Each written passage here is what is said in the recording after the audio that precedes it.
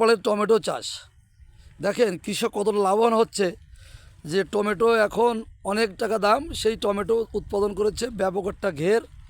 এই ঘেরটা আপনারা আগে দেখেন, উনি আসছে সকালবেলা, সেই জমিটা পরিচর্যা করেন, যেমন ব্যবসায়ী নড়াইল যমুনা শোরুমের মালিক উনি আসছে ওনার ঘেরটা দেখতে। ঘেরটা ওনার দেখেন অনেক বড় একটা ঘের, এবং ঘেরের চারিপাশ দিয়েই উনি লোকজন দিয়ে করেন, এগুলো নিজে করেন না, টমেটো চাষ করছে এবং মাছের চাষও আছে।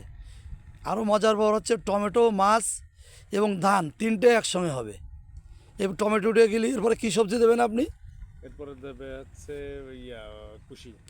কুশি দেবে।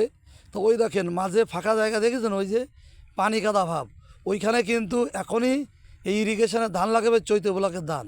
এই ঘেরে কিন্তু পুরো দমে ধান হবে। ওই ঘেরের বসে দেখেন লোকজন কাজ করছে, যে ওই যে আমরা ওখানে যাবো, ওনার সঙ্গে কথা বলবো। সবচেয়ে বিষয় হচ্ছে মজার বিষয় টমেটো দেখেন কী পরিমাণ টমেটো, হাইব্রিড টমেটো থরে থরে ধরে আছে।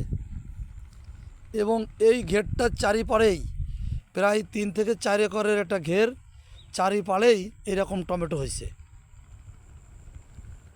যতদূর চোখ যায় শুধু টমেটো।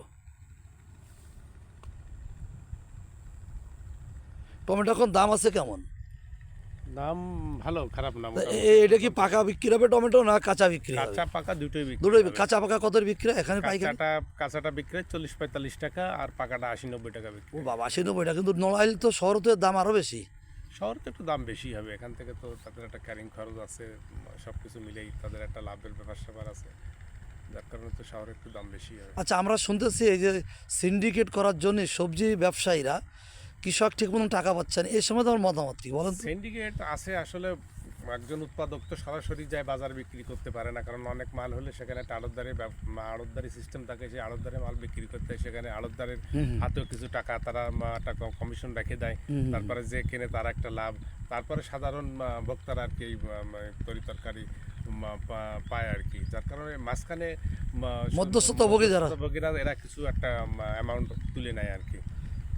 এর কিন্তু বাজারে ব্যাপক প্রভাব পড়ে, তা তো অবশ্যই বুঝলি, কৃষকের মূল্য কেজিতে 5-7 টাকা দাম বাড়ে, বা ক্ষেত্র বেশি আরও বেশি বেড়ে যায়। আসলে কৃষক এদেশের সোনার ছেলে, তারা দেখেন কত সুন্দর করে টমেটো, এবং এই পাড়টা দেখেন লাউ, এই পাড়টা ঘেরে আর একটা পাড় দেখেন লাউ, প্রচুর লাউ শাক হয়ে যাচ্ছে, লাউ ফুল হয়ে যাচ্ছে।